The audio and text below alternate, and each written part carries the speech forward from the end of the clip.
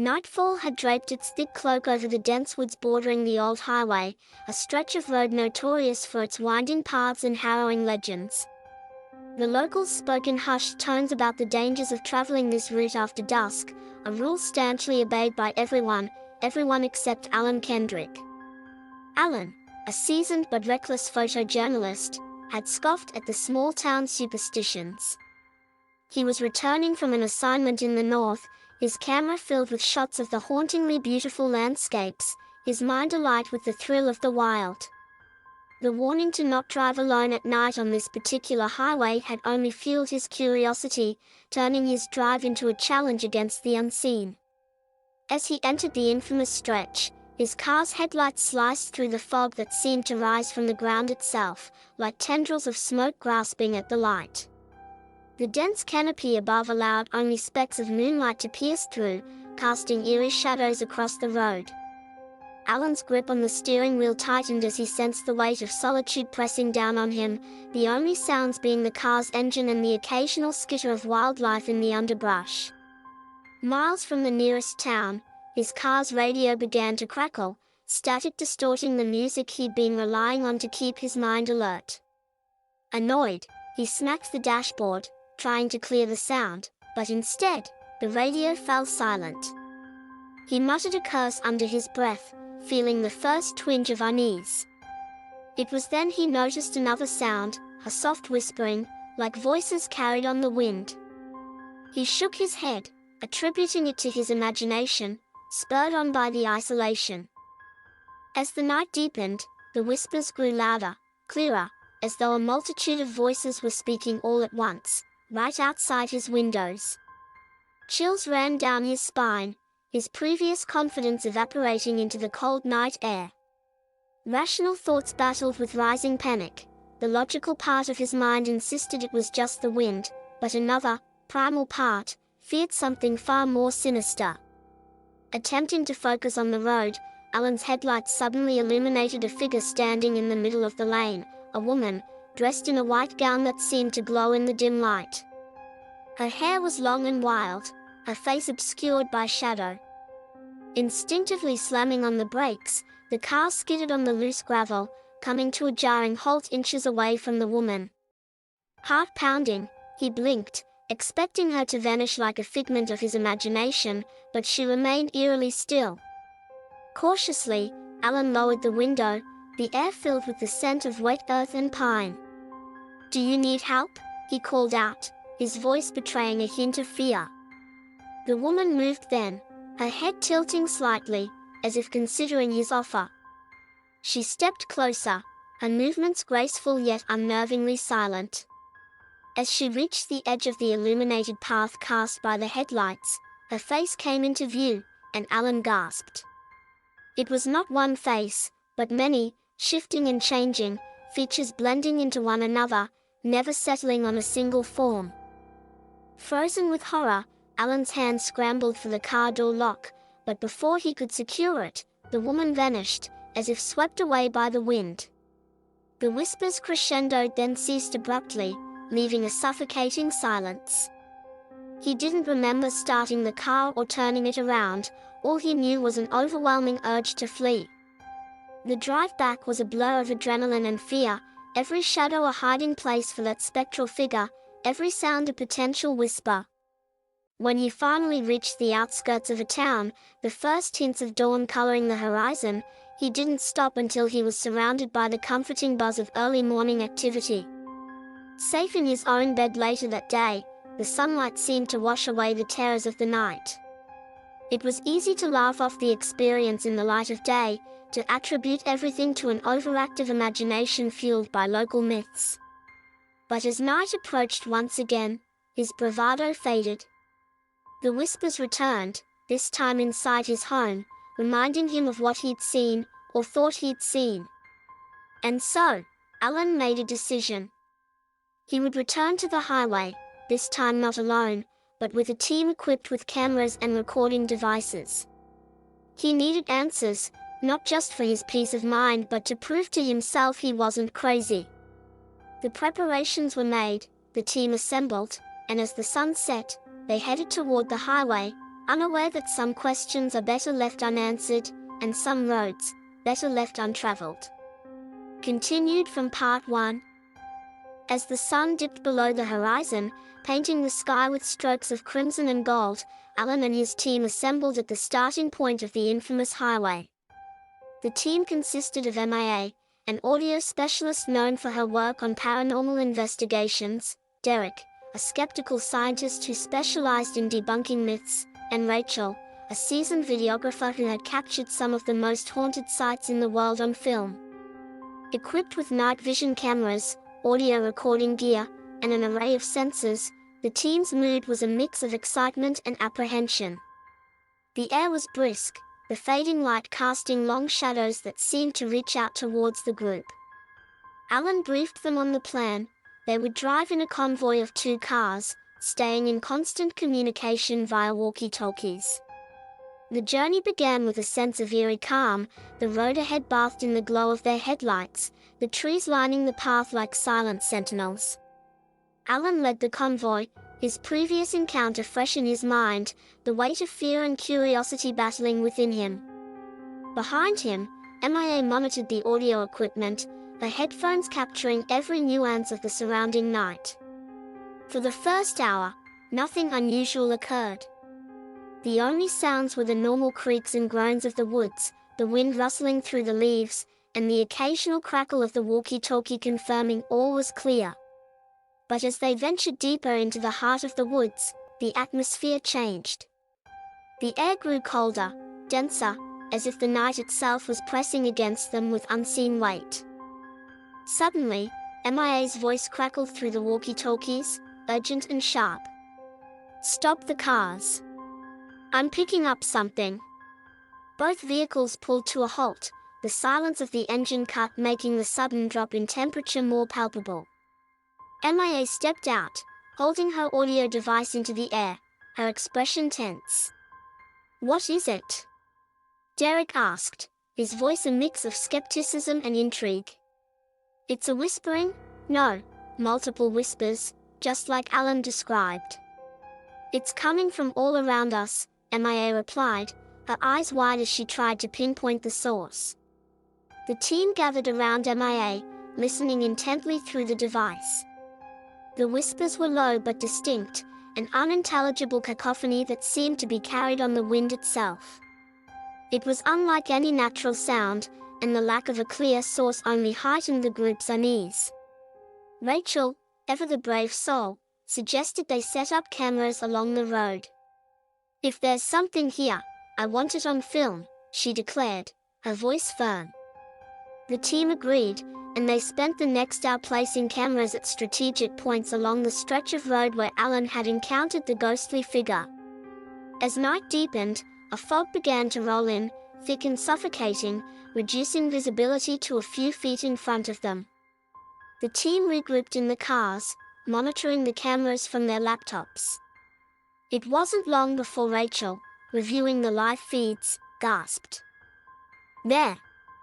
On camera 3, she exclaimed. Everyone crowded around her screen. There, illuminated by the infrared camera, was a figure standing by the side of the road. It was distant yet unmistakable, a woman, her outline blurred but her presence undeniable. The team was silent, each member processing the reality of the situation. Here was proof, undeniable proof, that something was on this road with them. The figure remained stationary, then, as if aware of being watched, it vanished from the frame. Derek, ever the skeptic, was the first to speak. There must be an explanation. It could be a trick of the light, fog, or a reflection. But Alan shook his head, his eyes fixed on the spot where the figure had stood. No, it's her. It's the same thing I saw. We need to go out there, see it up close. Against Derek's better judgment, the team armed themselves with flashlights and cameras and ventured into the fog. The woods seemed to close in around them, the whispering intensifying, as if the night had found its voice, many voices, whispering secrets meant only for the dark. As they approached the location where the figure had been seen, The temperature dropped sharply. Their breath became visible in the air, their flashlights' beams struggling against the oppressive fog. Suddenly, MIA stopped, her audio equipment crackling with a surge of voices. "This is it," she whispered, her voice trembling. "They are all around us." The whispers grew louder, clearer, as if converging on the team. The words were still indistinct, but the tone was unmistakable, pleading, warning, threatening. The team huddled closer, their equipment recording every sound, every moment of this inexplicable encounter. Just then, a scream pierced the night, high and terrified. It was coming from back at the vehicles. Continued from part 2, the scream shattered the eerie chorus of whispers like a stone through glass, sending a jolt of panic through the team. Without a second thought, they turned and ran towards the source of the scream, their flashlights bobbing wildly as they navigated through the dense fog and underbrush. As they reached the clearing where the vehicles were parked, they saw the fourth member of their team, Tom, who had stayed behind to monitor the equipment. He was on the ground, clutching his head in his hands, rocking back and forth in a state of absolute terror. His eyes were wide, unseeing, as if he had witnessed an unimaginable horror. "What happened?" "Tom, talk to us," Alan demanded, kneeling beside him, trying to calm him down. Tom's words were a jumbled rush when he finally spoke. It was in the car with me. Just sitting there, staring, not saying a word, just staring with those eyes." His voice cracked, and he shuddered violently. The team exchanged worried glances. MIA checked Tom for injuries while Derek and Rachel searched the cars. There was no sign of anyone or anything unusual, but the temperature inside the vehicles was noticeably colder than outside. Deciding it was unsafe and unwise to remain there, Alan made the decision to move everyone back into the vehicles and drive a safe distance away to regroup and plan their next move. The fog seemed to press against them as they hastily packed up their equipment. The whispers now seemed to mock their retreat, rising and falling with the wind that shook the trees around them. Once they had driven several miles away from the spot, the atmosphere lightened slightly, the fog dissipating as they approached the edge of the forest. They stopped at a small, all-night diner on the outskirts of the nearest town to discuss their findings and check the recordings. Inside the diner, the harsh fluorescent lighting and the presence of a few late-night patrons provided a much-needed sense of normalcy. As they settled into a booth with cups of hot coffee, they reviewed the footage and audio recordings. The figure was clearly visible in several shots, ethereal and chilling. The audio captured the whispers, now clear enough to distinguish words, warnings, pleas for help, cries of anguish that sent chills down their spines. "We need to go back," MIA stated firmly, her resolve hardened by the recordings. "There's something there, something real, and it's suffering. Maybe we can help, maybe we can do something." Derek was skeptical, his scientific mind struggling to accept the inexplicable. "And what if we can't? What if we're just interfering with something we don't understand?" Rachel, looking back over the footage, paused on a frame where the figure appeared closest. "Whatever is happening, it's centered on that stretch of road. We have evidence now. We can bring in more help, more equipment." Alan, feeling responsible for initiating this terrifying journey, agreed. "We'll prepare better. We'll get experts in this kind of phenomenon, bring in spiritualists, mediums, whoever can give us answers." The decision made, they spent the rest of the night making calls and arranging for reinforcements. By the time the sun rose, a plan was in place. They would return to the haunted highway, this time with a team equipped not just with cameras and recorders, but with individuals experienced in dealing with paranormal events. The next evening, as they drove back to the forest, the atmosphere was tense. The new members of the team brought an array of tools and knowledge, from thermal cameras to EMF meters, from historical records of the area to personal experiences with the supernatural.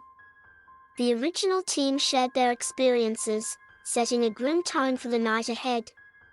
As they approached the same stretch of road, the darkness seemed to deepen, the trees leaning closer, as if aware of their return.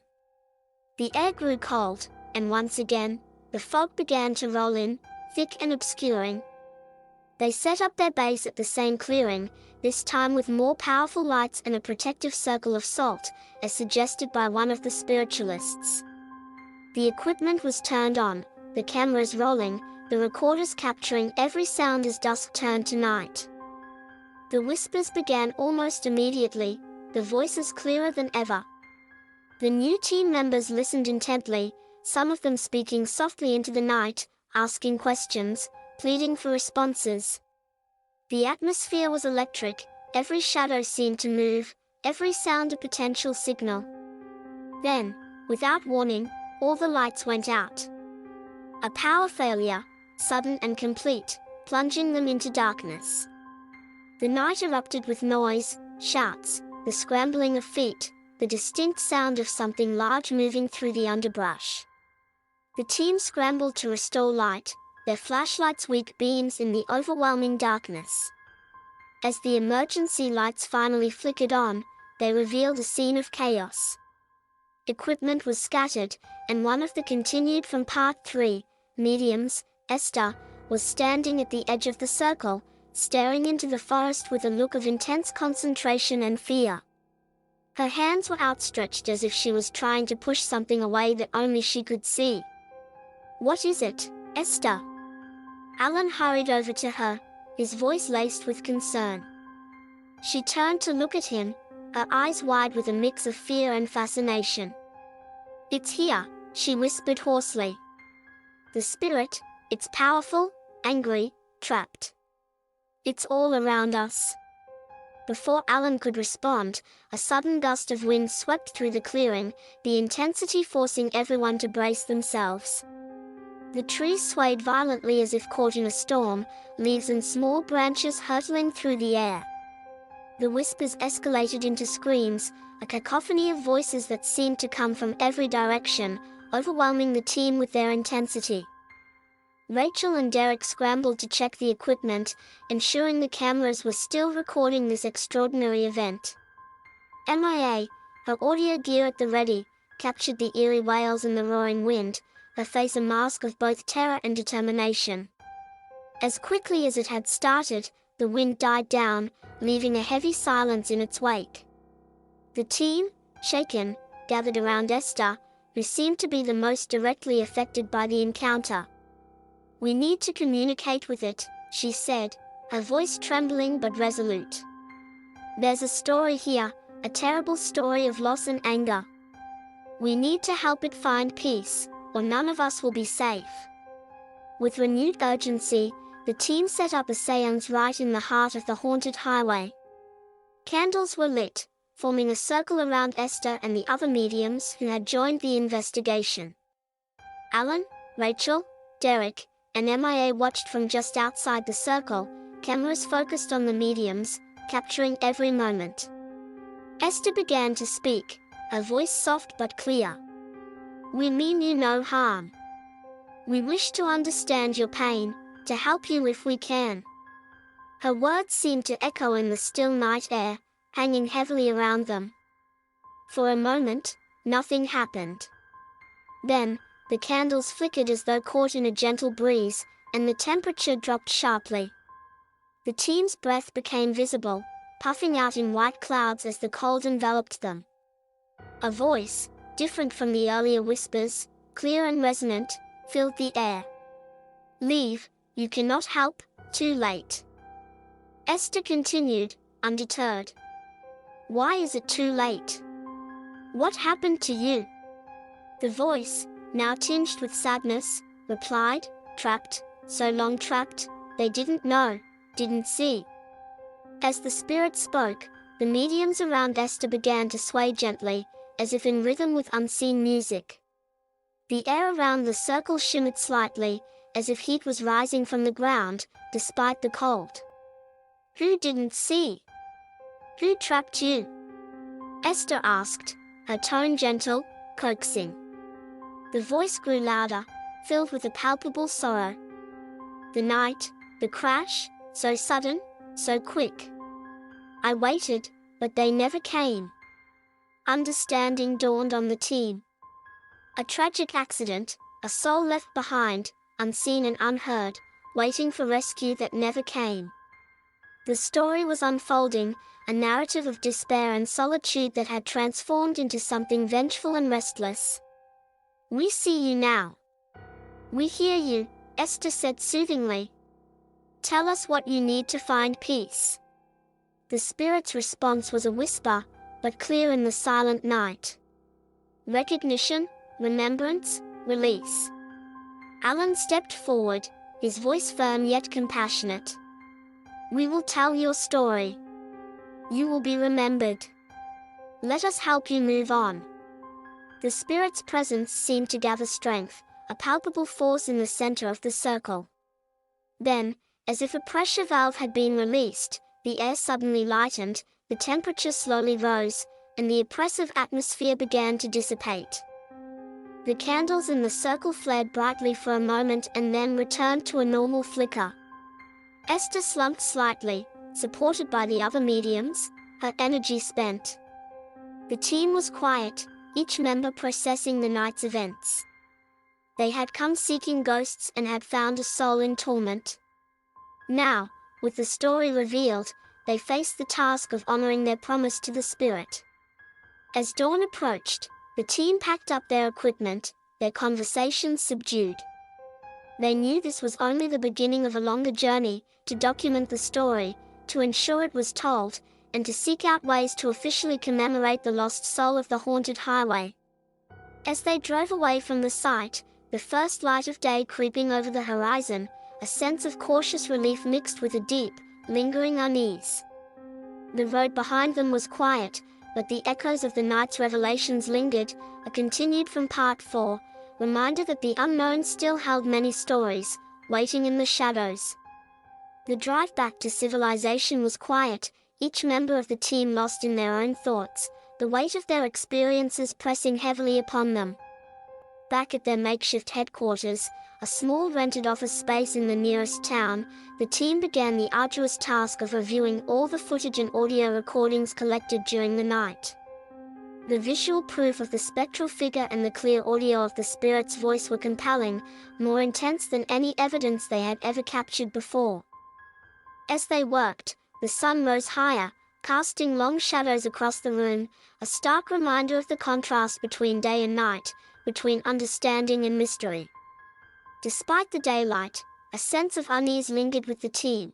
The shadows seemed darker, the silence more oppressive. Alan, feeling a deep responsibility for the spirit they had encountered, took the lead in planning their next steps. We need to research the history of that stretch of road. There must be records of the accident, something that can tell us more about who the spirit was and what exactly happened. MIA, who had been quiet since their return, looked up from her laptop. I'll start with the local library. They might have old newspapers or public records. Anything that can give us more context. Derek, though still skeptical, couldn't deny the evidence. I'll check with the local police department. They might be reluctant to talk about it, but they could have reports on file. Rachel, who had been reviewing the video footage, paused. A clip continued from Part 5, not noticed during their initial analysis. It was a dilapidated sign, partially obscured by overgrowth, but still legible, "Welcome to Old Mill Road." This clue sparked a realization in Alan. Old Mill Road was notorious in local lore, a place rumored to have seen numerous tragic incidents over the decades due to its sharp turns and poor visibility. I've heard of that place, Alan murmured. It was eventually closed off after too many accidents, but it seems like the exact stretch where we found her. With this new information, the team felt a renewed sense of purpose. They divided their efforts, with Rachel and Derek heading to the site to find more physical clues, while MIA and Alan focused on gathering historical data. As the day turned into evening, MIA returned from the library with news. She had found an old newspaper article about a tragic accident on Old Mill Road dating back over 30 years. It involved a young woman named Eliza Morris, who had disappeared after her car was found wrecked in the ditch. Her body was never recovered, and the case had eventually gone cold. "This has to be her," MIA stated, her voice a mix of excitement and sorrow. "Eliza Morris might be the spirit we've been communicating with." Armed with this information, the team planned their return to the haunted highway that night. They hoped to communicate with Eliza's spirit once more, this time to offer her closure and a chance to move on. The night was even darker than before, a new moon leaving the sky pitch black, the stars obscured by a creeping mist. They set up their equipment in the same spot, forming a circle with candles and placing Eliza's photograph, which they had obtained from the newspaper archives, in the center. Esther began the seance, calling out to Eliza. "Eliza Morris, we know your story now. We've come to help you find peace, to help you cross over." The air grew thick, the temperature dropping so rapidly that their breath fogged in the air. The candles flickered as a soft whisper filled the circle. "Thank you," the voice murmured, a sad, lilting tone that tugged at the heartstrings. Encouraged, Esther continued, "Eliza, you are no longer forgotten. We remember you, and we will tell your story. You can rest now." As she spoke, a gentle wind began to swirl around the circle, the candles bending in the breeze but not extinguishing. The team held their breath, watching as a faint figure appeared within the circle, the ghostly image of a young woman, her expression one of sorrowful relief. The figure looked around, her eyes meeting each team member's gaze, a silent message of gratitude passing between them. Then, with a final, wispy sigh, the figure slowly dissipated, the wind dying down, the air warming slightly as if the cold had been a cloak that Eliza had finally shed. The team sat in stunned silence, each member processing the emotional farewell. They had set out to explore a haunted highway and had ended up giving a lost soul the peace she had been denied in life. As they began to pack up their equipment, feeling a mix of exhaustion and accomplishment, an eerie calm settled over Old Mill Road. The whispers that had once filled the air were gone, replaced by a tranquil silence that seemed to honor Eliza's departure. They left the site before dawn, the first hints of light painting the sky with colors of hope and renewal. The horror of the haunted highway had reached a resolution, but the experience had changed them, each member of the team feeling a deeper connection to the unseen world. As they drove away, the rising sun illuminated the road ahead, a symbol of the new day and the new stories waiting to be discovered, each with mysteries to solve and spirits to appease. Their journey had ended, but the road, as always, stretched onward.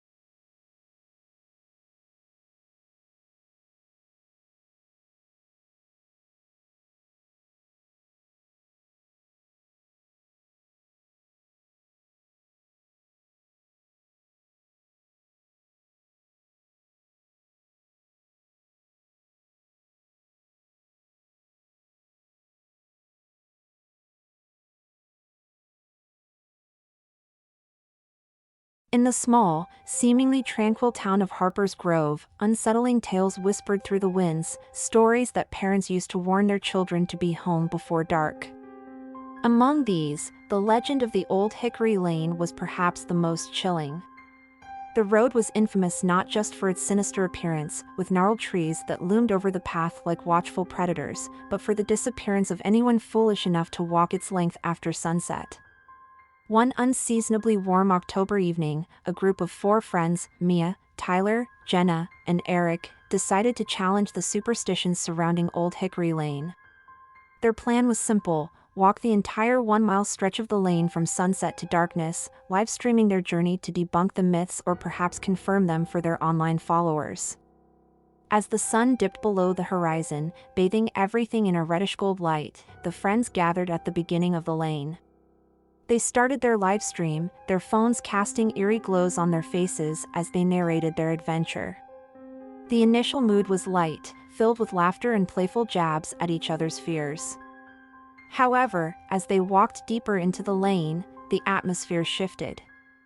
The trees seemed to close in around them, their branches scratching at the air like claws.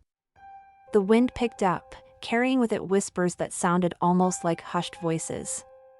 Mia, who was leading the group, stopped suddenly, causing the others to bump into her. "What's wrong?" Tyler asked, his voice tinged with irritation. "I thought I saw something," Mia replied, her eyes scanning the dense woods that bordered the path. "There, between those 2 trees. It looked like a figure." Jenna rolled her eyes. "It's probably just a shadow." "Come on, don't start freaking out now," she said, though her voice faltered slightly, betraying her nerves. Reluctantly, they continued, but the feeling of being watched grew stronger.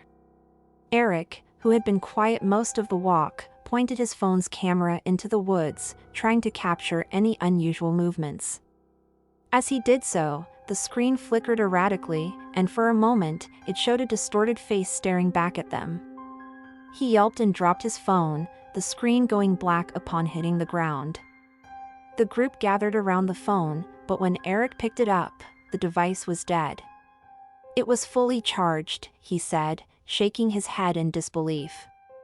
The others exchanged nervous glances, the reality of their situation beginning to dawn on them. Deciding to turn back, they retraced their steps, the darkness deepening around them. The path, familiar just moments before, now seemed alien and menacing. Tyler, trying to lighten the mood, joked about how they were going to be the laughingstock of their followers. His laughter sounded hollow in the cold night air. Suddenly, Jenna screamed. Turning around, they saw her staring at the ground, her face pale and her body rigid.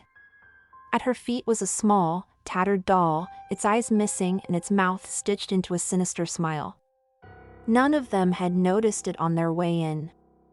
"How did this get here?" Jenna asked, her voice barely above a whisper.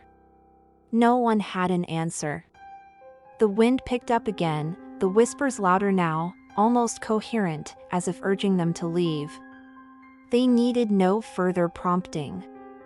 As they hurried back toward the entrance of Old Hickory Lane, the sound of footsteps followed them, quickening as they quickened their pace. By the time they reached the end of the lane, all 4 were out of breath, their minds reeling from fear. They agreed to never speak of what happened, to pretend it was just their imagination running wild. But as they drove away, each of them glanced back at the dark path of Old Hickory Lane. The streetlight that illuminated the lane's entrance flickered and went out, plunging the road back into darkness. Days passed, and the friends tried to return to their normal lives, but the night on Old Hickory Lane haunted them. Mia, who had been the most rational of the group, started noticing shadows lurking in the corners of her room at night, disappearing when she turned to look directly at them. Tyler began to hear the faint whispers in the wind, even when indoors. Jenna found more dolls appearing at her doorstep, each more grotesque than the last. Eric, however, suffered the worst. He began to have nightmares of a shadowy figure chasing him down an endless dark road, waking up each night drenched in sweat and screaming. The fear became too much for him to handle alone, and one evening, he called Mia, his voice shaking as he spoke. "Mia, we need to go back to Old Hickory Lane. There's something we left behind, something calling us back there." Reluctantly, Mia agreed, and they decided to return to the lane, this time to confront whatever continued from part 1 they had encountered. Gathering Tyler and Jenna, who were both visibly shaken by the events that had unfolded since that night, they set out once more under the cloak of darkness, a sense of dread settling over them. As they approached Old Hickory Lane, the air grew noticeably colder, a palpable tension surrounding the area as if the lane itself was aware of their return. The streetlight that had flickered off during their last visit remained dark, casting long shadows across the road that seemed to twist and writhe like living things.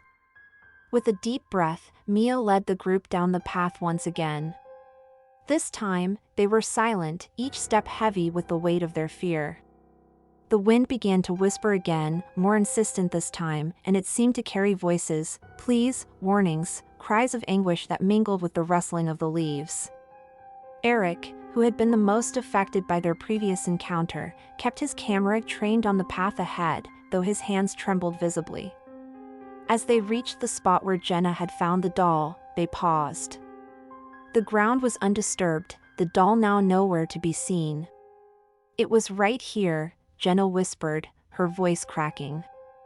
"I swear it was right here." They continued deeper into Old Hickory Lane, the darkness enveloping them like a thick blanket.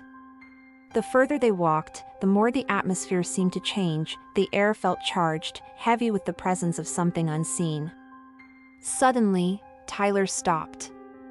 "Do you guys hear that?" he asked, his eyes wide as he turned his head, trying to pinpoint the source of the sound. It was a low, mournful sobbing, coming from just off the path.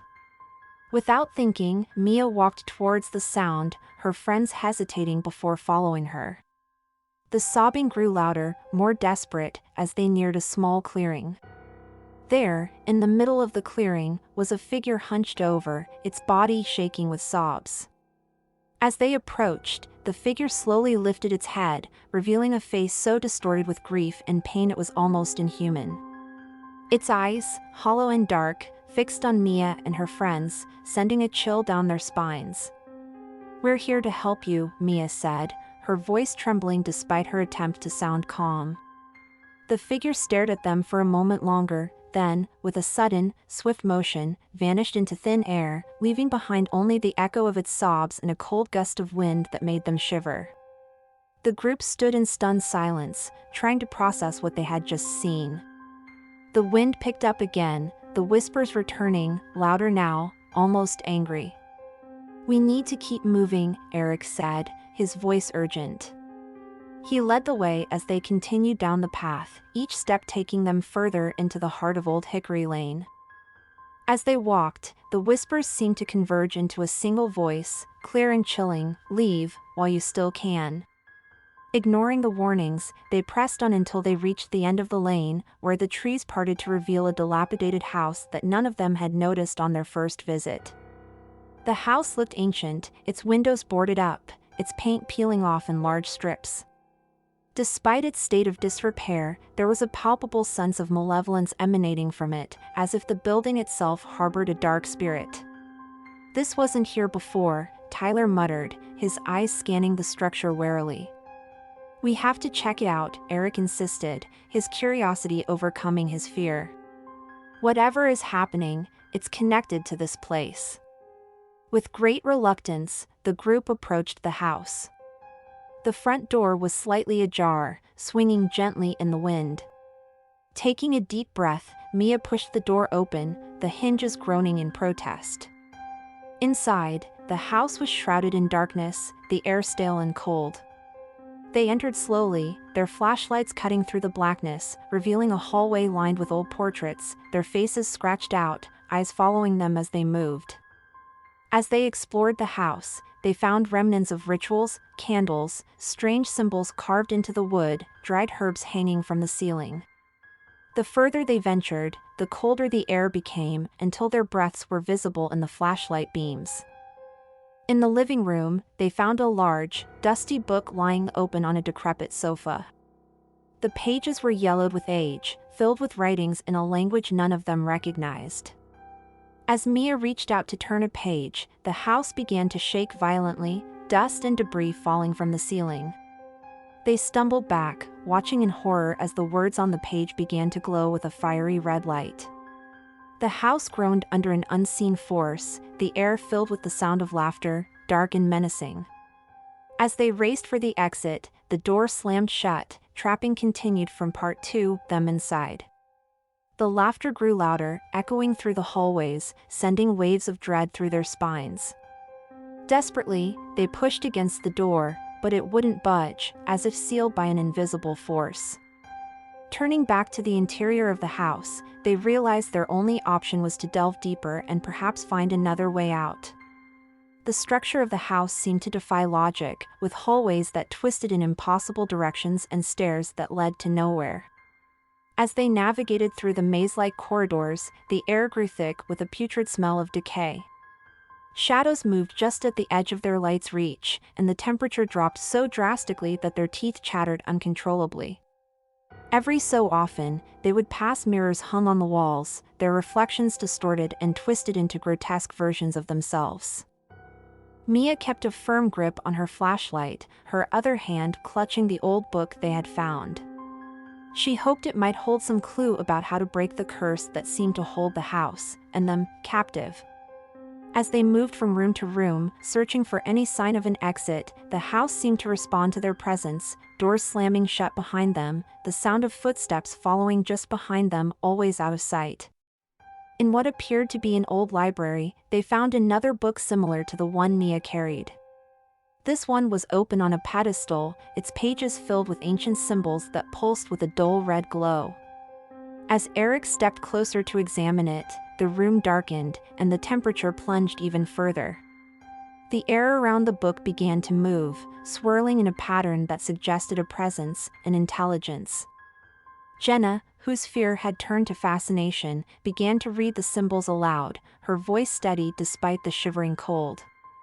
As she spoke, the house's response intensified, the walls began to bleed, a dark, thick substance that oozed down to the floor. The laughter turned into a cacophony of screams and wails, so loud they had to cover their ears. But amidst the chaos, a section of the wall in the library shifted, revealing a hidden door. With no time to think, they rushed through it, finding themselves in a narrow, descending staircase that spiraled down into the darkness. The staircase seemed to go on forever, the walls damp and the air filled with the scent of mold and earth. As they descended, the sounds from the house above faded into silence, replaced by the dripping of water and their own heavy breathing. Finally, the staircase ended, opening into a large underground chamber.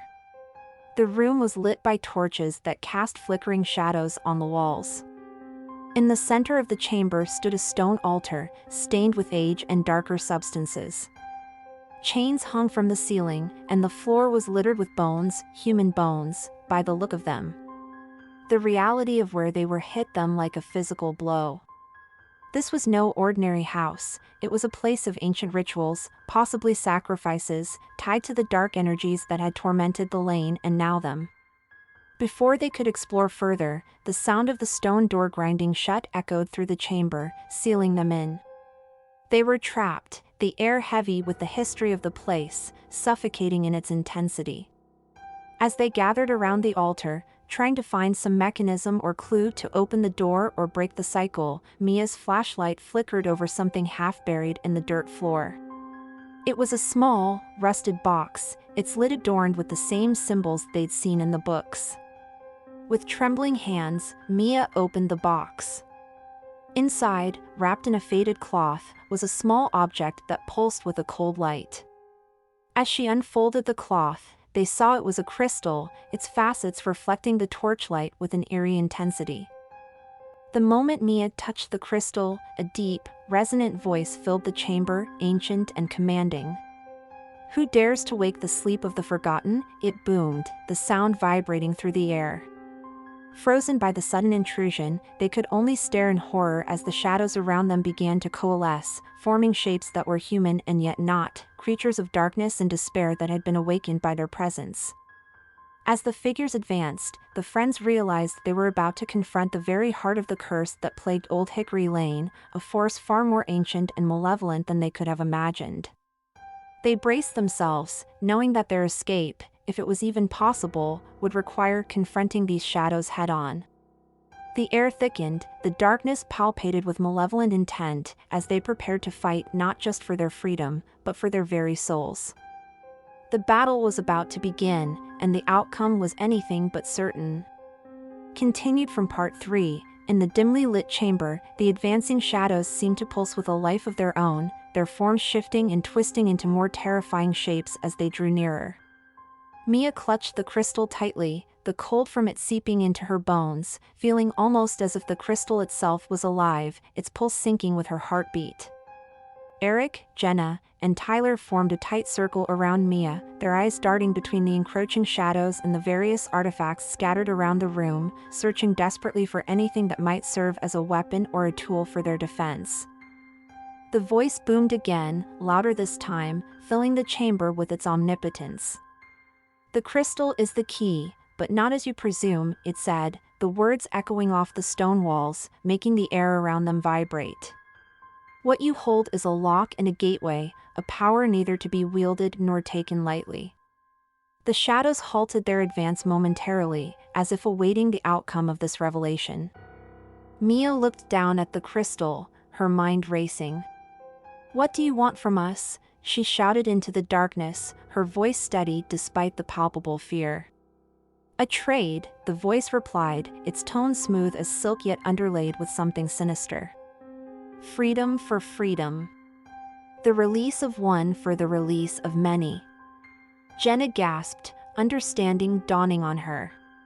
"It wants to be free, to leave this place. And it will use us to do it." Eric stepped forward, his face set in determination. "And if we refuse?" he asked, his voice echoing defiantly in the vast chamber.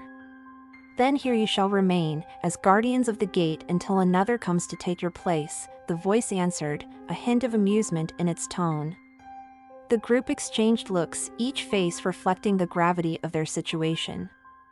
They were trapped in a nightmare, part of a cycle that had perhaps claimed many before them. Mia tightened her grip on the crystal, feeling its energy pulsating even stronger. "Let's use it," Tyler whispered. "It's a key, right? Maybe we can control it." Mia nodded, closing her eyes to concentrate on the crystal. She could feel its power, a surging force begging to be unleashed. "I need you all with me," she said, reaching at her other hand. Her friends took hold, forming a chain of contact, their combined wills focused on the task at hand. As they stood united, Mia envisioned the crystal's energy as a beacon, a light piercing through the darkness that bound them. She felt the crystal respond, its glow intensifying, casting brilliant rays that cut through the shadows. The creatures hissed and recoiled, the light anathema to their existence. The voice roared in anger as the light grew stronger, the ground beneath them shaking. "You dare defy the covenant?" it bellowed, the chamber shaking with its fury. The crystal's light reached a crescendo, blinding them with its intensity. Then, suddenly, there was silence. The shaking stopped, the light dimmed, and the air felt lighter, as if a great pressure had been lifted. They opened their eyes slowly, blinking against the brightness that gradually receded. The shadows were gone, and the chamber, though still underground, felt less oppressive, the air fresher. "Did we do it? Did it work?" Jenna asked, her voice echoing slightly in the now quiet space. "I think so," Mia replied, looking at the crystal, which had dulled to a soft glow. "But I don't know if we're free yet." They looked around, the chamber now devoid of the sinister presence that had haunted it. However, the doors remained sealed, the way they came in not visibly changed. "We need to find another way out," Eric said, scanning the room for any other exits. As they searched the chamber, they found a series of carvings on the far wall that hadn't been visible before, obscured by the darkness. The carvings depicted scenes of guardianship and sacrifice, but also of liberation and ascent. At the base of this mural, a small, unobtrusive lever was almost camouflaged against the stone. Tyler, upon noticing it, called the others over. "This could be something," he said, his hand hovering over the lever. With a collective nod from his friends, he pulled it, and a low grinding sound reverberated through the walls. A section of the stone floor began to shift, opening to reveal a staircase leading upwards. Heartened by this discovery, they quickly gathered their things, including the now quiet crystal, and ascended the staircase. It wound upwards in a tight spiral, the air growing warmer and fresher with every step. As they reached the top, they found themselves in a small, enclosed grove, the night sky visible through the opening above. Relief washed over them as continued from part 4, they breathed in the cool night air, feeling the weight of the underground chamber lift from their shoulders. The grove was surrounded by thick foliage, the moonlight filtering through the leaves creating patterns on the ground. It seemed they had emerged in a different part of the forest, far from where they had initially entered the haunted house. Mia clutched the crystal tightly, a sense of unease still lingering. "We should move quickly," she suggested. "I don't think we're completely out of danger yet." Her friends nodded in agreement, and they set out through the grove, heading towards what they hoped would be the outskirts of Old Hickory Lane. The forest seemed alive around them, the sounds of nocturnal creatures and the rustling of leaves underfoot accompanying their hurried steps. As they navigated through the dense woods, the moon provided just enough light to guide their path. However, the deeper they went, the more the trees seemed to close in around them, the path narrowing until they were walking single file. Every snap of a twig or distant howl made them jump, their nerves frayed from the night's earlier horrors. Suddenly, Tyler, who was leading, stopped abruptly. "Do you see that?" he whispered, pointing ahead. In the distance, a faint light flickered through the trees, like a beacon. They approached cautiously, the light growing brighter as they neared. It was a lantern, hanging from a tree branch, swaying gently as if recently disturbed. Beneath the lantern, etched into the dirt, was a circle of symbols similar to those they had seen in the house. Inside the circle, the ground was scorched, as if by fire, and at the center lay another crystal, identical to the one Mia held. The sight stopped them cold. "This can't be good," Eric muttered, his eyes scanning the surrounding forest warily. Jenna stepped forward, peering at the crystal. "It's like a marker, or a warning," she said. "What do we do?" "We should leave it," Mia advised, feeling a deep, instinctual fear about disturbing another crystal. "Let's just find a way out of these woods." They agreed, stepping around the circle carefully, continuing their trek towards safety. But as they moved away, an eerie silence descended upon the forest. The usual sounds of wildlife ceased abruptly, leaving only the sound of their own breaths and footsteps. Then, without warning, the night erupted into chaos. Shadows detached from the trees, swirling around them with ferocious speed. The air turned cold, biting at their skin, as a dense fog rolled in, obscuring their vision. "They're hurting us," Tyler yelled over the roar of the wind that had suddenly picked up. "Back to the circle!" Eric shouted, realizing their retreat might be their only chance. They fought their way back to the lantern, the shadows snapping at their heels, a tangible sense of malevolence in every gust of wind. Once back inside the circle, the chaos outside seemed to hold, the shadows circling like sharks but not daring to enter. The crystal in the center of the circle pulsed lightly, a gentle glow that contrasted starkly with the darkness beyond the circle's edge. Mia removed her own crystal from her pocket, the two stones reacting to each other's presence. As she held hers out, both crystals began to glow brighter, resonating with a frequency that made the ground beneath them hum. "Place it next to the other," Jenna suggested, her voice trembling. Maybe together they'll create a shield or something. With a nod, Mia placed her crystal next to the other. As soon as the crystals touched, a blinding light exploded from them, enveloping the group in a dome of radiant energy. The shadows recoiled with screeches of rage, the wind howling as if in pain. Within the dome, the friends huddled together, the crystals at their feet now forming a barrier that seemed to protect them from the dark forces. They watched as the shadows outside darted and thrashed against the light, unable to penetrate the glowing shield. As the night wore on, the attacks grew less frequent, the shadows eventually retreating, leaving the forest eerily quiet once more.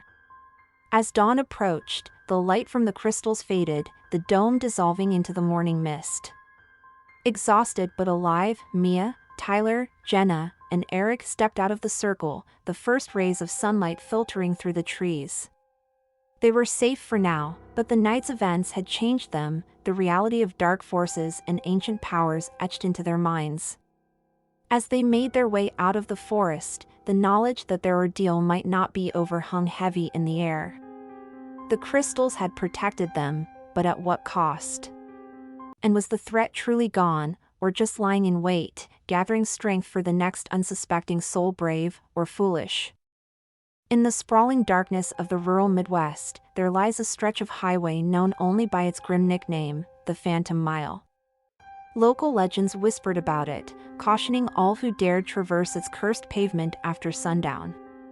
But these stories were no match for the curiosity and bravado of three college friends, James, Sarah, and Elliot, who found thrill in the unexplained and the chilling.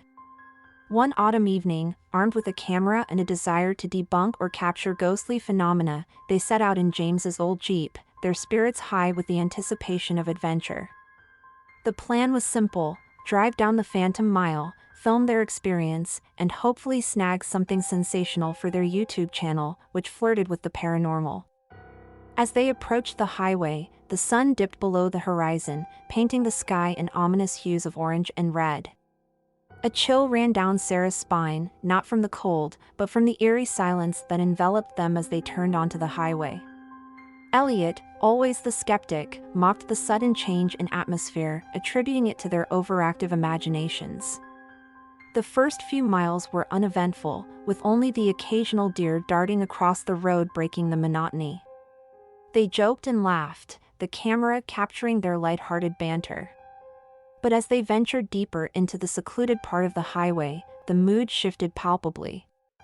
The trees seemed to close in, their gnarled branches casting grotesque shadows across the road, illuminated only by the Jeep's headlights. It was then that the radio, which had been playing softly in the background, began to crackle and hiss. James tried to tune it, but the static only grew louder until it was abruptly replaced by a clear, chilling voice that echoed through the speakers, "Turn back." The command was stern, devoid of any identifiable emotion. The trio laughed nervously, half expecting it to be a prank, but a look between them confirmed that none had orchestrated this. Deciding it was a bizarre coincidence, they pressed on, their laughter now tinged with unease. James focused on the road, his hands tightening on the wheel as a dense fog began to roll in, reducing their visibility to a mere few feet. Sarah, trying to lighten the mood, pointed the camera out the window, narrating their journey into the unknown. As she panned the camera back inside the vehicle, the screen flickered, and for a split second, it showed a fourth person sitting in the back seat. She gasped and spun around, but the back seat was empty. Shaken, she showed the footage to James and Elliot, who argued it was a trick of the light or a glitch. Their debate was cut short by a sudden, sharp decline in the temperature. Breath visible in the air, they watched in horror as frost formed on the inside of the car windows. Then, as quickly as it had appeared, the cold vanished, replaced by an oppressive warmth. The fluctuations were inexplicable, defying all logic and reason. James, unnerved and determined to end their journey, attempted to turn the car around when the headlights flicked off, plunging them into darkness. The engine stuttered and died, leaving them stranded on the darkest part of the Phantom Mile. The only light came from the faint glow of the dashboard and the camera's night vision. As they tried to restart the car, a series of soft thuds came from the trunk, as if something, or someone, were trying to get out. Elliot, his fear overcoming his skepticism, insisted they check it. With trembling hands, James agreed, stepping out of the car with Elliot close behind. Sarah, left alone, turned the camera to herself, whispering a play-by-play into the microphone, her voice quivering. The camera's night vision painted everything in a ghostly green hue. As she spoke, a shadow passed behind the car, seen by the camera but unnoticed by Sarah. Outside, James and Elliot opened the trunk to find it disturbingly empty. Confused and terrified, they heard Sarah scream from inside the car. Rushing back, they saw the doors locked from the inside. Sarah was pressing herself against the driver's seat, the camera dropped on the floor, still recording as she stared at something off-screen. James and Elliot's shouts for her to open the door went unanswered as the windows began to fog up, obscuring their view. Then, as suddenly as it had begun, the door locks clicked open. They tore the doors open to find the car empty. Sarah was gone. The camera, still recording, lay on the floor of the car. Elliot picked it up, panning around in a frantic search. There was no sign of Sarah, no trace of where she could have gone. The footage later showed nothing but their terrified faces and the fogged windows.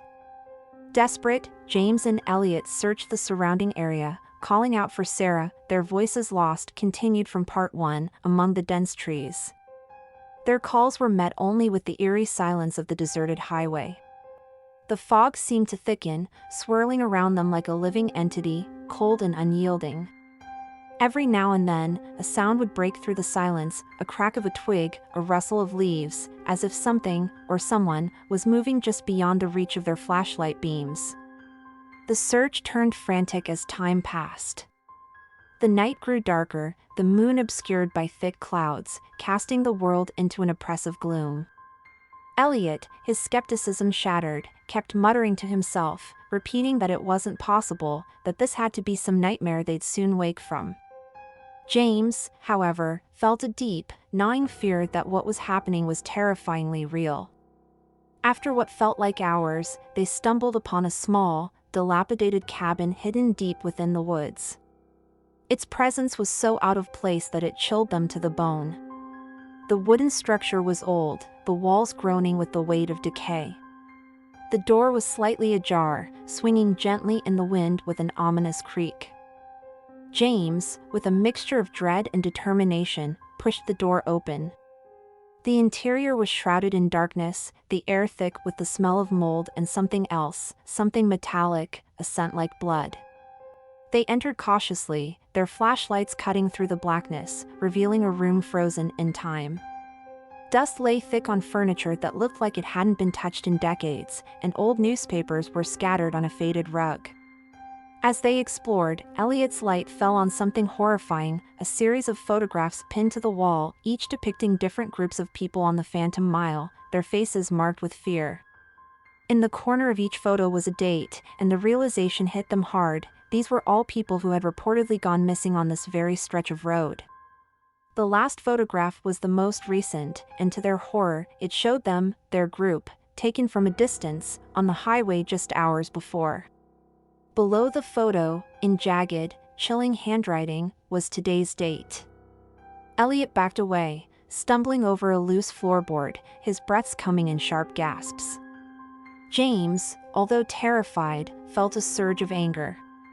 Someone was playing a sick game with them, and he was determined to find Sarah and get out alive. He grabbed the photograph, tearing it down from the wall, when a soft, sinister laugh echoed through the cabin. They turned in unison toward the sound, their lights searching the shadows. That's when they saw her, Sarah, standing in the doorway to the back room, her eyes vacant, her expression one of utter despair. Relief flooded James at first, until he realized she was not alone. Behind her, barely visible in the dim light, was a figure, tall and thin, its features obscured by the darkness. "Sarah!"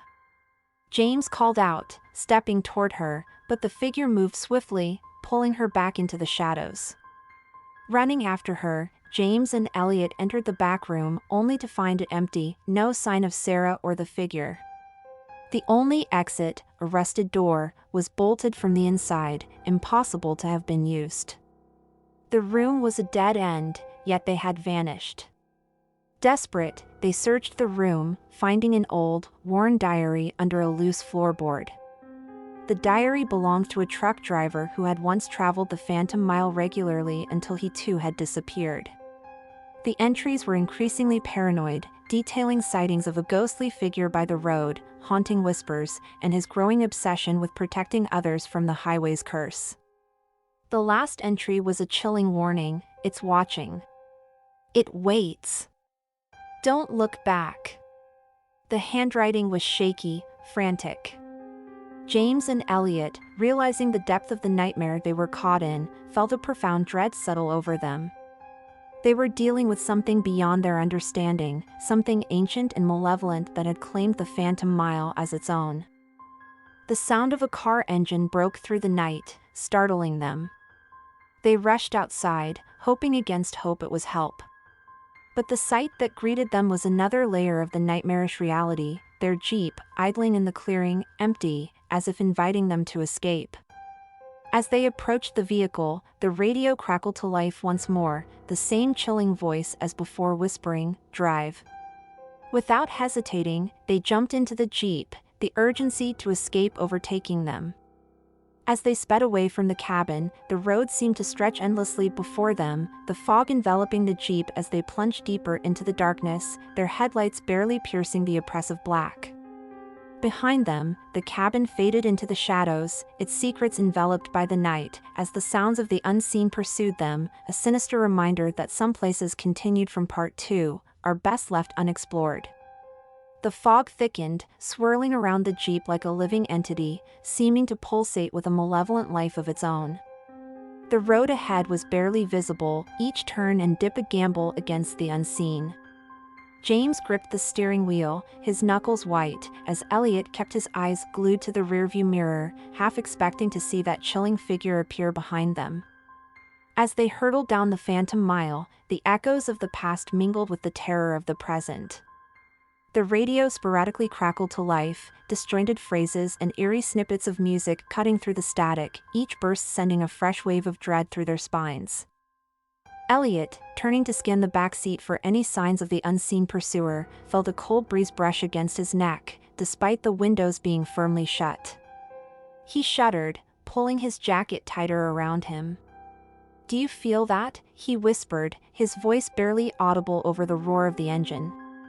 James nodded, his focus on the road unwavering. "Just keep looking forward. We can't stop. Not here, not now." Suddenly, the headlights flickered, casting them into darkness for a heart-stopping moment before flickering back to life. The road seemed to undulate before them, the lines and edges warping in the dim light. James fought to keep the vehicle steady, his breaths coming in short, sharp gasps. "There!" Elliot pointed to a faint light ahead, a beacon in the overwhelming darkness. Hope surged through them as they neared what appeared to be a gas station, its neon sign flickering erratically. They pulled into the station, the Jeep's engine sputtering as it came to a stop. The place was deserted, the windows boarded up, the pumps old and covered in rust.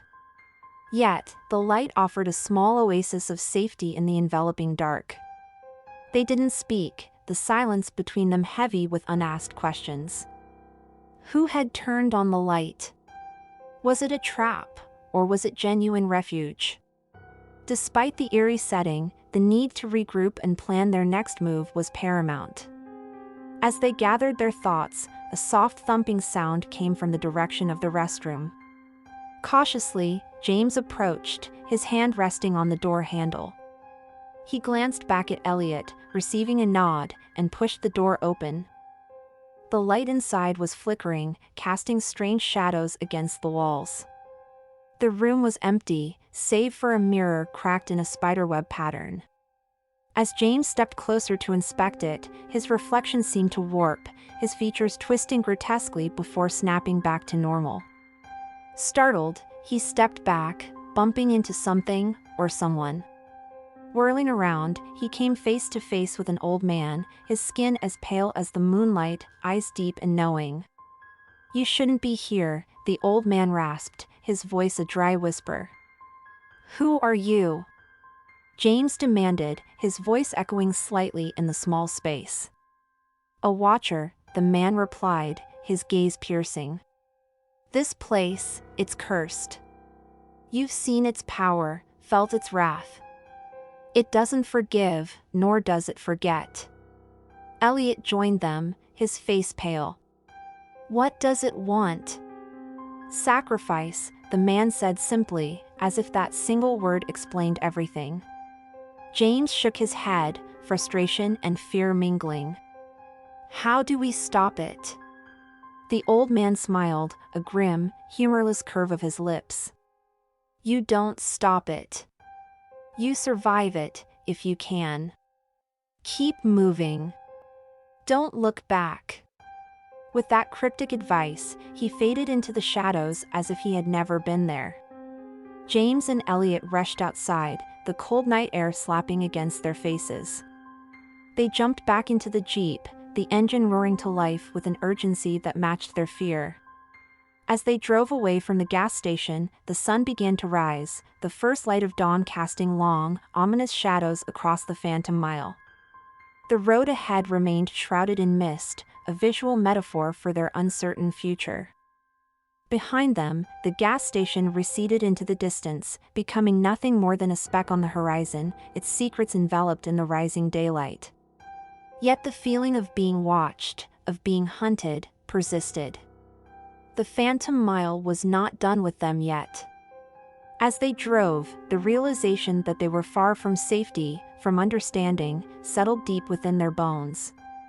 The road stretched on endlessly, each mile unraveling more of the dark tapestry that cloaked their fate, the Jeep's headlights cutting a swath through the clinging fog, a lone beacon in the enveloping darkness. The whispers returned, a soft, sinister susurration that seemed to come from the very air around them, speaking of forgotten continued from Part 3, horrors and echoing the old man's ominous words, "Don't look back." But James and Elliot had no intention of looking back, their only goal was escape, survival. Yet, as they drove, a palpable sense of dread grew with each passing mile, a sense that something was inevitably drawing near, something relentless and inescapable.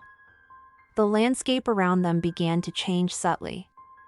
The trees seemed to lean closer, their branches scratching against the sides of the Jeep like claws, the wind howling through them with mournful tones. The road itself twisted more erratically, as if leading them not towards safety but deeper into a labyrinth of terror. James's grip on the steering wheel tightened as he tried to maintain control, his eyes scanning the road for any sign of civilization, a way out of this nightmare. But there was nothing, only the endless road and the oppressive forest. Elliot kept his eyes on the rearview mirror, the fear that they were being followed a constant prick at the back of his mind. Every now and then, he thought he saw shadows flitting through the trees, keeping pace with them. Whether these were tricks of his imagination or something more sinister, he couldn't tell, but it kept him alert, his body tensed for any threat. Suddenly, the radio burst into life again, the static louder, more aggressive than before. Between the bursts of static, they could hear snippets of a conversation, voices that sounded panicked, urgent. "Not supposed to be here," one voice said, cut off by a scream that chilled them to the bone. The radio fell silent as abruptly as it had started, leaving only the sound of their heavy breathing and the Jeep's engine in the air. The interruption left them even more unsettled, the randomness of these occurrences adding to the chaotic terror of their situation. As the sun climbed higher in the sky, its light seemed to struggle against the darkness that clung to the Phantom Mile. The air grew inexplicably colder, a chill that seeped into their bones, making them shiver despite their efforts to ignore it. Looking ahead, James noticed a figure standing in the middle of the road. Slamming on the brakes, he brought the Jeep to a screeching halt. The figure was a woman, her long dark hair covering her face, dressed in a tattered white gown that seemed almost translucent against the stark backdrop of the road. Elliot grabbed the camera, his hands trembling as he started recording. "Who are you?" he called out, his voice echoing in the empty space. The woman didn't move, didn't respond. Her stillness was unnerving, more a statue than a person. As they watched, paralyzed by a mix of curiosity and fear, she slowly lifted her head. Her face was obscured by the shadow of her hair, making it impossible to see her eyes, but they felt her gaze on them, piercing and intense. Should we drive around her?" James whispered, his instinct to flee warring with the paralysis of fear. Before Elliot could respond, the woman vanished, as if she had been nothing more than a mirage. But the cold dread she left in her wake was all too real. They drove on, the silence in the Jeep now a heavy, oppressive thing. Miles passed, each one seeming to stretch longer than the last. The sun's light began to fade, shadows lengthening and merging until the road ahead was a tunnel of darkness. The phantom mile wasn't relenting, it was escalating its torment, drawing out their fear and exhaustion. Then, ahead in the dimming light, they saw lights, flickering, but unmistakably the lights of a town. Relief surged through them, the first hope they had felt in hours. They pressed on, the town drawing closer, its lights a beacon of safety. But as they approached, the realization dawned slowly, then all at once. The town, like the gas station before it, was abandoned. Buildings stood silent, windows dark, streets empty. They had driven into a ghost town, the sense of desolation palpable in the air. They stopped the Jeep in the middle of the main street, the engine idling, the only sound in the eerie stillness. The town might offer a temporary refuge, a place to gather their thoughts and maybe find some supplies, but it was clear they were still far from safe. As they gathered their courage to explore the ghost town, a soft, haunting melody began to play from somewhere deep within the desolate buildings, drawing them deeper into the heart of the abandoned town. The melody was both beautiful and sad, compelling them to follow its source, leading them away from the Jeep, their only escape. As they walked, the buildings seemed to watch them, their empty windows like eyes in the skulls of the dead. The melody grew louder, more insistent, as if beckoning them to come closer, to discover continued from Part 4, its origins. James and Elliot moved as if in a trance, drawn by the haunting sounds that echoed through the empty streets. The music led them to an old theater, its marquee faded and hanging by a thread, the letters barely legible under the layers of dust and decay. As they approached, the doors of the theater creaked open on their own, an invitation that was as tempting as it was terrifying. Inside, the lobby was draped in shadows, the air thick with the musty smell of old velvet and forgotten memories. The melody seemed to emanate from the auditorium itself, guiding them deeper into the building. With each step, the music intensified, wrapping around them like a tangible force. The auditorium was bathed in an eerie glow, the source of which was not immediately apparent. Rows of dusty seats faced a stage that was set as if for a performance that had never begun, or perhaps had never ended. They found themselves standing before the stage, the music now enveloping them completely, its melancholy notes plucking at their nerves. Then, as suddenly as it had begun, the music stopped. The silence that followed was suffocating, a heavy blanket that threatened to smother them. The stage curtains rustled, and a spotlight flickered to life, focusing on a figure standing center stage. It was the woman from the road, her dark hair now pulled back to reveal her face, pale and beautiful, yet filled with an unspeakable sadness. Her eyes met theirs, and in that moment, they felt an overwhelming sense of despair wash over them, as if her sorrow was a tangible thing that could drown them. "Who are you?" James managed to ask, his voice barely a whisper in the vast, silent auditorium. The woman's lips moved, but instead of a voice, what came out was the melody they had followed, now sung in a voice so hauntingly beautiful it was almost painful to hear. As she sang, the air around them seemed to shimmer, and images began to flicker into existence around the stage, ghostly apparitions of people, scenes of laughter and music, of dances and plays, all fading in and out like memories surfacing from the depths of the mind. You brought us here, Elliot said, not a question but a realization. Why? To remember, the woman sang, her voice echoing through the auditorium. To not be forgotten, like this place, like me. The images flickered faster, becoming more frantic. Scenes of joy were replaced by darker ones, of a storm, of fire, the theater burning, people trapped, their ghostly screams silent in the ethereal display. This was your life? James asked, the scenes before him making his heart ache with a grief that was not his own. Yes, she sang. And now it is my prison. Until someone remembers, until someone knows. What can we do? Elliot asked, his skepticism long since burned away by the reality of their haunted journey. Tell my story, the woman sang. Share it. Let it not fade into the darkness as I have. The images began to slow, the last few flickering weakly before dissipating entirely. The woman took a step forward, her form becoming less solid, more a part of the air and the shadows around her. Will you remember me? She asked, her voice now just a part of the melody that lingered in the air, sad and sweet. We will, James and Elliot promised, and as they spoke, the spotlight flickered once, twice, then went out, plunging the theater into darkness. When the lights came back on, the stage was empty. The woman was gone, her presence just a memory in the echo of her song that lingered faintly in the air. James and Elliot left the theater, the weight of their promise heavy on their hearts. As they walked back through the ghost town, the sun began to set, casting long shadows that seemed to whisper of forgotten things, of stories untold and lives unlived. They knew they had to leave, to escape the Phantom Mile, but they also knew they had a story to tell, a promise to keep. The road out of town stretched before them, long and winding, leading back into the darkness from which they had come.